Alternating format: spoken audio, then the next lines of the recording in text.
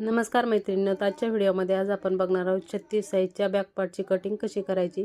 तर ही कटिंग जी असणार आहे ती डीप नेकनुसार असणार आहे। ओके, तर चला आता आपण सुरुवात करूया। तर सगळ्यात अगोदर आपल्याला ब्लाऊजच्या उंचीचं माप टाकायचं असतं। तुमची जेवढी पण उंची असेल त्याच्यात 1 इंच प्लस करून उंचीचं माप टाकायचं। तर रेडी ही या ब्लाऊजची उंची 14 इंच आहे। 1 इंच वाढून 15 इंच मार्किंग केलं। शोल्डर घेतलेला आहे 5.5 इंच। मुंडा घ्यायचा आहे आपल्याला 6 इंच। 6 इंच मार्किंग करून घ्यायची, सरळ लाईन आखून घ्यायची। त्याच्यानंतर इथे बघा अशी आडवी लाईन आखून घ्यायची आणि इथे छातीचा चौथा भाग टाकायचा। तर छत्तीचा चौथा भाग येतो 9 इंच, त्याच्यानंतर 2 इंच शिलाई मार्जिन अशा प्रकारे मार्किंग करून घ्यायचं। मुंड्यासाठी इथून 1.25 इंचावर मार्किंग करून घ्यायचं।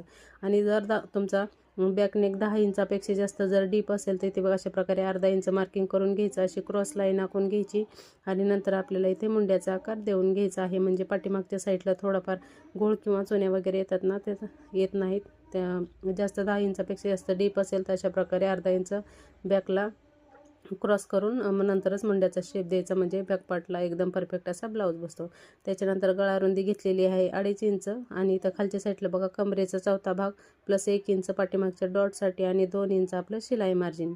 खालून 3.5 इंच पट्टी तयार आहे, त्याच्यात 1 इंच प्लस करून 4.5 इंच मार्किंग करून घेतलं आणि ब्रॉड घेतला आहे 3 इंच। अशा प्रकारे गळ्याचं मार्किंग करून घ्यायचं आहे। म्हणजे गळा रुंदी 2.5 आणि खालच्या साईडला 3 इंच अशा प्रकारे गळ्याचं मार्किंग करून घेतलं आणि इथं गोल गळ्याचा शेप देऊन घ्यायचा आहे। इथे कुठलाही गळ्याचा शेप दिला तरीही चालेल। आणि आता आपण जसं मार्किंग केलेलं आहे तसंच आपल्याला इथं कट करून घ्यायचं आहे। पण इथे बघा बऱ्याच वेळेस असं होतं की डीप नेक असल्यावर शोल्डर उतरतात, तर त्यासाठी बघा गळ्याच्या साईडला आपल्याला 1.25 इंच असं कमी करून घ्यायचं आणि मार्किंग करून घ्यायचं। ते कट करून घ्यायचं म्हणजे आपला जो ब्लाऊज आहे ना तो शोल्डरमध्ये अजिबात उतरत नाही, एकदम परफेक्ट असा ब्लाऊज बसतो शोल्डरमध्ये।